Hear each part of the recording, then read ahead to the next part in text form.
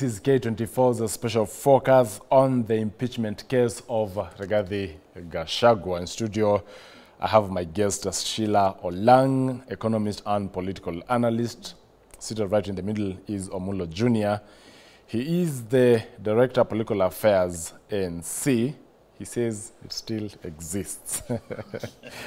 And as well, Vivian Ta, Communications and Public Affairs expert. Now, Sheila, according to Nasir Abdullahi, the Gachagua case will take a long time to conclude. Two matters have the potential to delay the applications to discharge the conservatory orders staying the impeachment of Rigathi Gachagua. One, Ruto's affidavit before courts, and he terms it as a terrible mistake, and governors, MCAs, MPs, judges, etc.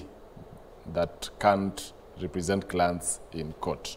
Not sure what this really means, but the fact that Ruto now wants this matter to be heard by the Supreme Court. I think it's completely misguided. I think, Mr. President, you should have sat this one out. I think him getting involved, I think before when the president was quiet, it just seemed like this is what the people want and let the people decide. It was him trying to really demonstrate that the executive is not in bed with the legislative arm of government, that for him he's letting them decide what they want, and once they decide, and I think that was very, that was a good move, that was a good strategy. But once then he stepped in and started to try and direct it, then that really brought down the idea of political trust. So we are coming from a country that already has a trust deficit in this government. Then we are then proceeding by ruining that trust even further by him getting involved in this. So his hand is now appearing in now his hand has appeared. Before, everybody imagined that his hand was there, but they were saying, no, but he hasn't said anything. Who told you the president is involved? Because, there was, they went down, they did public participation everywhere, and the representatives who we have in charge with going in to represent our sayings, they went and they said, listen, Rigathi Gachagua must go because my constituents have told me that Rigathi Gachagua must go. And so, despite how much you wanted to accuse the president of being involved in the process, what evidence did you have? He was not there and he was not saying anything about it, which was very good. But now his hand has now appeared and he's trying to push it in one direction versus the other. And I think what everybody needs to remember is a lot of these things that are happening very hastily now and very confusingly, tomorrow it will turn around and it will be the opposite. What if tomorrow it is somebody trying to impeach Ruto, right, out of being the president of this country, and we take Ruto through the current process that we're looking at? What we are saying is that there is no rush. There is no hurry. Let the judicial process take its due course. Give them time, like you're saying. If there's issues where you would look at the panel and say, hey, I'm not expecting justice here. And we should not dismiss the issues that have been brought up, for example, with Ogola's spouse being appointed. Chacha, do you know what you have to do as a Kenyan to end up being appointed by the president to sit in a board? Are you aware? Shares? The conversation of shares. It is shares, but it is also a lot of networking. It means that you are in conversation with this person. It's not that you are the most qualified or this is an expertise of yours. Maybe it's still possible for Eric Ogola's wife to be a good president or a good friend of the president without Kenya. No. It is not. What I'm trying to say is it is not merit-based. Listen, if the spouse of Eric Ogola was the best neurosurgeon in the country and she had to operate in this hospital, regardless of what is going on, we would say, hey, let her do her job. But for you to be appointed by the president himself into a board, this is a question of networking. Chebukati's wife also was appointed at some point. Same thing. Same thing, same problem. So it links now Eric Ogola to... Yes, of course it does. And when this is going on, like we're saying, you have several... How many judges are in this country that you could just say, okay, let us bring you somebody else so you feel like the process is fair? You have several judges in this country. You can even expand the panel so that it's not just the three that we're looking at if you have problems with the three, right? Omola, you were saying, the same panel had to look at the same issue that has to do with them because it was brought before them. Okay, then appoint new ones. Get a new panel, put them in place. Let it look fair that, listen, this is an issue where the judiciary will be very fair and it's not going to turn into another political charade. So I think the president being involved in this is extremely misguided. So even the recusal, the fact that it's the same bench will determine its fate. Of course. It's already biased. So likely they won't even recuse themselves. Why would they recuse themselves? Why would they take myself out of my job? Take yourself out of the biggest so they ought to have declared their interests before even this bench began its sittings. I think that would have been proper. I think the proper position. Upon appointment. Upon appointment. Upon appointment. Yes. And then as the reservations are being brought up, in order for us to demonstrate that it's a fair process, that it's a fair trial, if there's any issue, there's nothing wrong with saying, let's give you more people or let's give you somebody else to sit in this bench. There's nothing also wrong with that, right? Well, Omulo, the respondents have complained that it appears there are diversionary tactics on, actually delayed tactics rather, on this matter being handled. And on how the courts perhaps should strike a balance. Also, the fact that there is an application to lift the conservatory orders. You know, many are looking at this. So if it's ruled in the favor of, you know, the respondent side, the National Assembly, the Senate, etc., then Kithure Kindiki is sworn in. It will be an exercise in futility for Rigathi Gachagua in the courts, considering, okay, yes, he was not removed, you know, as per the law, but then what? Can we have two DPs? Can Kithure Kindiki at that point then be removed and Gachagua takes over? Or it's safe to have Gachagua sitting in the office despite his 108 staff members having been sent on forced leave? You know, first and foremost, I want to say that these are delaying tactics and diversionary tactics because remember, in law, you have to look at the loopholes that are there for you to win your case. And the moment the respondent realized that there were conservatory orders, it was just incumbent upon them to come to court to seek review and question, vacate the conservatory orders. It is upon the judges either to extend the conservatory orders, weighing on the weight of issues that are before them. Do they have timelines? They can extend the conservatory orders, or they can vacate them based on the arguments that will be brought in court. But the moment, because you know, if you look at the application by respondents, which was done ex parte in court, they were arguing that these conservatory orders were brought to them when Parliament had already executed the matter, which means Parliament already voted and Kindiki Kithure is already gazetted.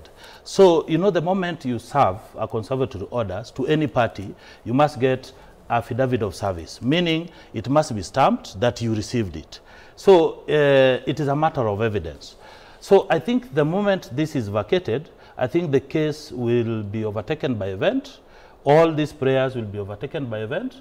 And the moment Kindiki is sworn in, then all these issues will be relevant. But on the question of whether this bench is supposed to you know, determine the question on the empowerment or of the bench, I think it was a question of law. It was not a question of administration.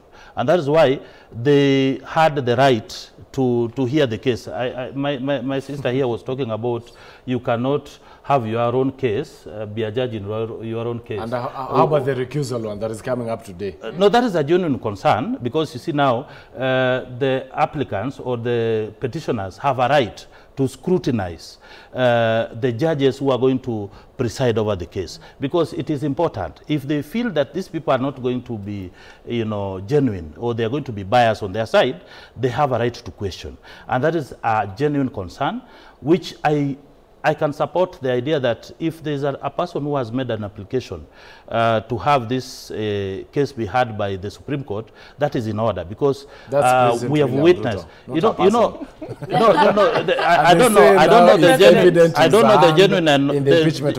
know the genuineness of that message, but I believe, you know, the fact that there's a doctrine of separation of powers, it does not mean that they cannot work together. They are dependent. That is what the framers of the Constitution envisage. Omula, That many the see moment this as the executive can bring order, because they see there's a lot of disorder in the judiciary. You see what is happening, and you see that there's a crisis. There's a crisis Omulo, that needs to be dispensed with within a timeline. Maybe trying to shorten the judicial process. Yes.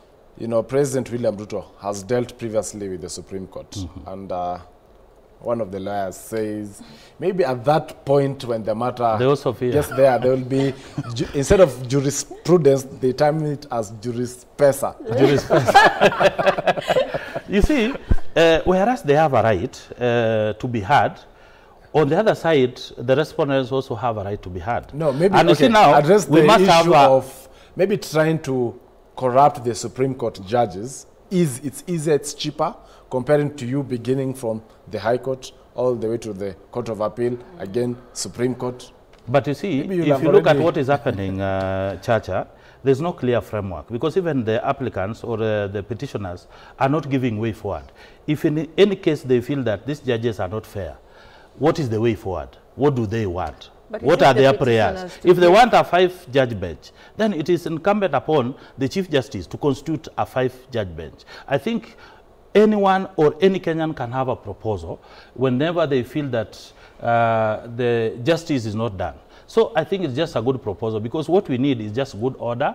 We need a time frame, because this thing needs to be dispensed with within a time frame, because we cannot stay in a crisis forever. We cannot do this court issue until next year. You know, it will not help Kenyans. You know, Vivian, on the jurispesa terminology that is now in town, and there are concerns of bribery at the National Assembly. Honorable Gachagua was here, hinted or revealed that 500,000 is what one would carry home if they voted in support of the motion. At the Senate, he has also stated that 10 million Kenya shillings, and Honorable Karunga Dhangwa confirmed having seen the money in cash. That's a political propaganda. I asked him where. He said, you know, at Parliament, either at the parking lot, in offices, etc. Could there also be a possibility of judges being bribed? Has it ever happened in this country? And also, billions are being splashed, according to them, that is the Honorable Gachagua, to deal with this matter. You know, lawyers are now maybe the millionaires within a very short period of time. And talks that 1.5 billion could have been used to oust Gachagua. Are you concerned with the number of lawyers we are seeing out there? While Kenyans cannot afford even some critical health assessments.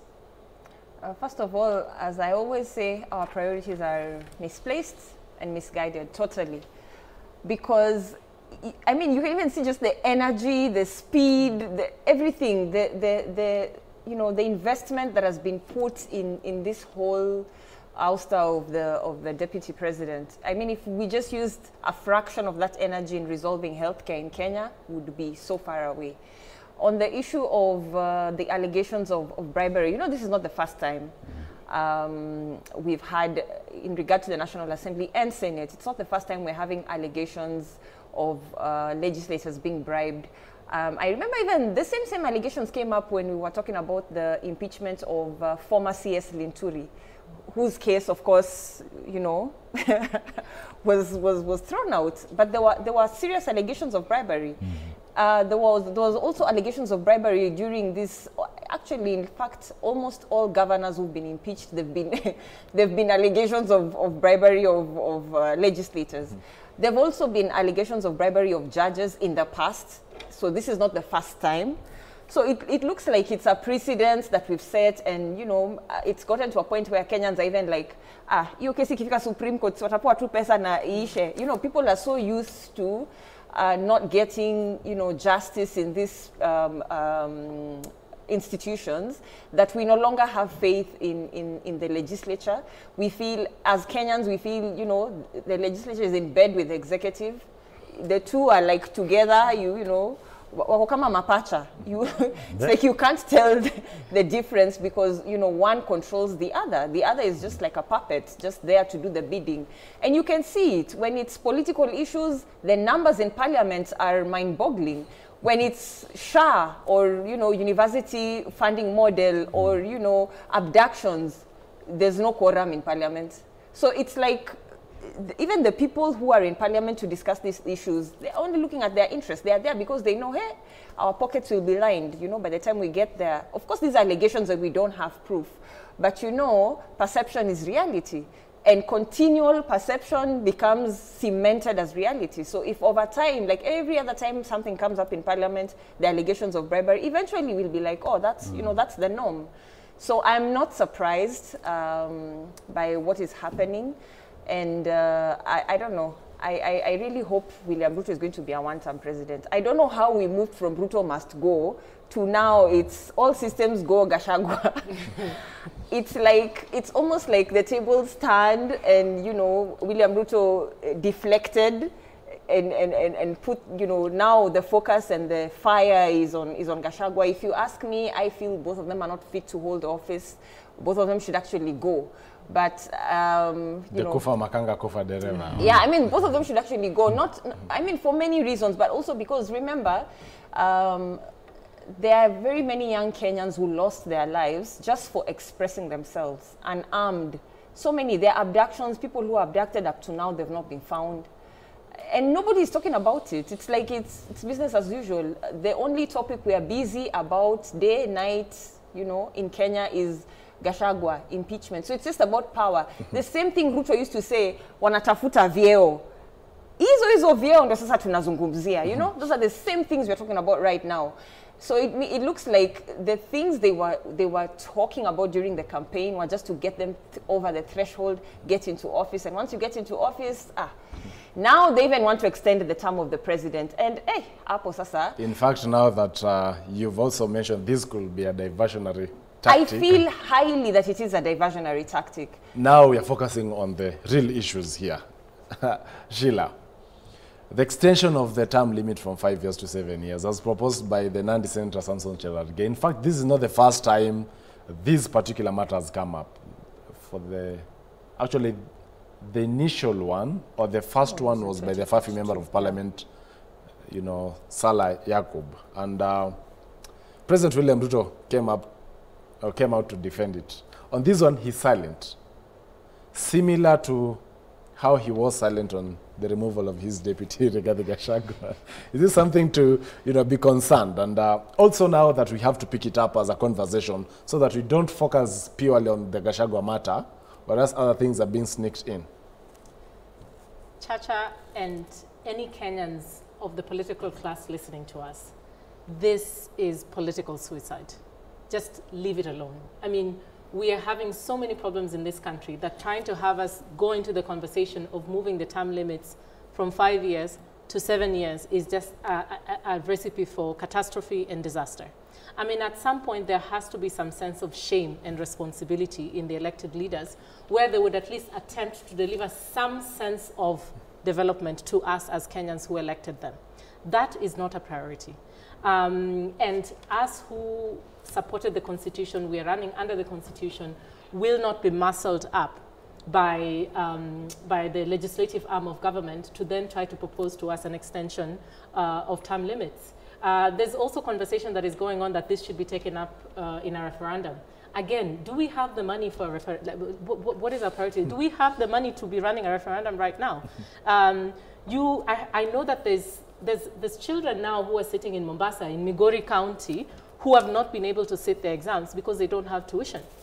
There's mama mbogas today who are being asked to pay fees at the university level who don't even know where that will come to. And the refund of SHA. And the refund of SHA. Maybe they've already done it. Yes, and there's people who have not been able to access dialysis. It's a very serious matter. People have not been able to access dialysis in the middle of this chaos that are going on. And someone is coming to tell us we need to endure an extra 2 years of this. I mean, the answer is no, no, no, no, no. And who, you know, I think it was the legislator from Nandi who was proposing this.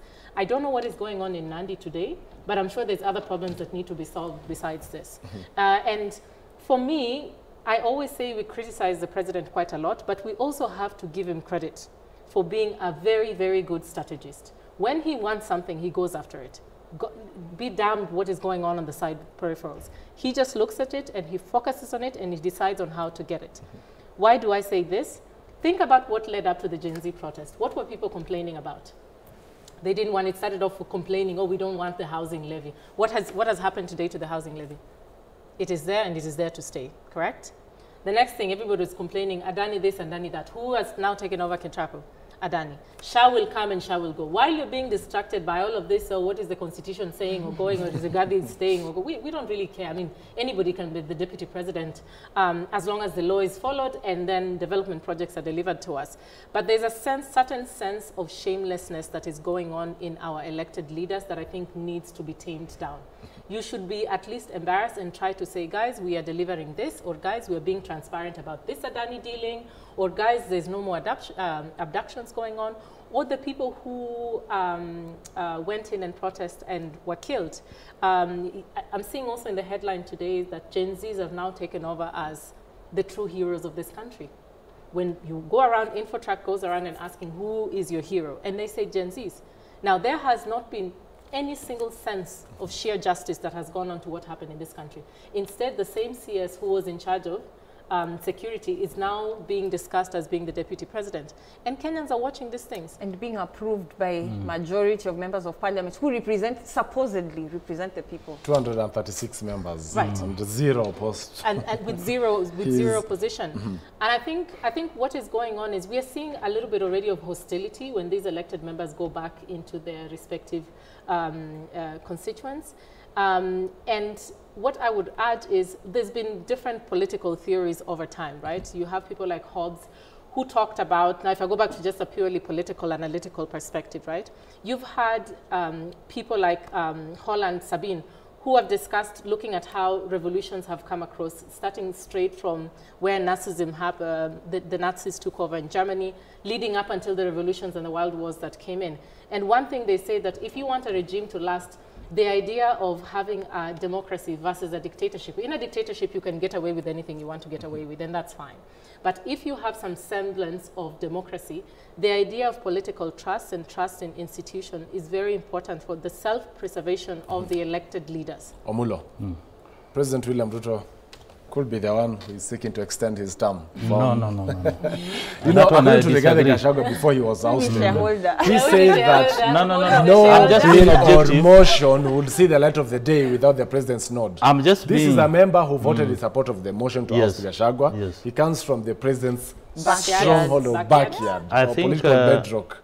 Is it not a coincidence that it started from just a talk to now being a bill, and Kenyans, and by this is the the way, second you have up to tomorrow. I think first and foremost, let us be objective and factual, because you know Cheragei is an elected senator from Nandi. Nandi. He's a representative Ruto's of the people, bedrock. and I don't see how we are dragging the name of the president in this regard. I believe, no.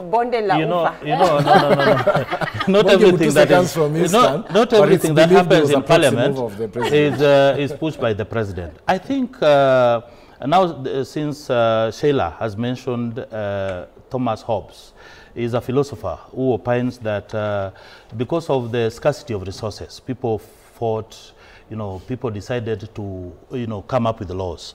And that's why they organized themselves, they conversed, and they realized that they needed a constitution. And this is what we have, because this constitution was meant, to protect the people and to help the people, to assist them achieve their aspirations. And that is why the constitution has created organs. A member of parliament is supposed to represent the people, is supposed to provide oversight, and is supposed to make laws. But at the point of representation, that is where there is a link between parliament and the executive, because it's a political process. This is a person who is elected by the people. The president is also elected by the people. If you look at Article 155, 156, and 157, the debate on proposals such as extension of presidential term limit, and also for impeached governor senators, of impeached governor senate, is a conversation that can be initiated by anybody, either a member of parliament or the people themselves. So you are we have had a conversation. We have had conversation. People are saying that they want to reduce the number of members of parliament. They want to reduce the number of women rep. They want to reduce the number of counties, the governors, because of wastage of resources. So it's in order. This is a conversation which is in order, but you know, we have to look at the merits and demerits of it. Allow me to cut so you I short. don't I'll support be coming back still with you on this particular extension of the term limit. We'll take a short commercial break. When we come back, we'll still be focusing on this. Now that Vivian Tar says maybe the Gachagua matter is a diversionary one. And so Tactics. we actually put our focus on the real issues. We'll be right back. Stay tuned. Maybe the real issue is that term limit. Is that term limit is what was down.